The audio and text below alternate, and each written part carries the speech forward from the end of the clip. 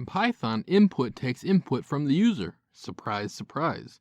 So if I do something like name equals input, enter your name, this line says print out the message, enter your name, then assign whatever the user types in to the name variable.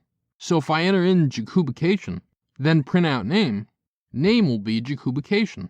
There's an important note here. Because input assigns values to variables based on what's typed in, every output from the input function is a string. So even if you do age equals input, enter your age, if you print out age afterwards, it will be string 99, not the integer 99.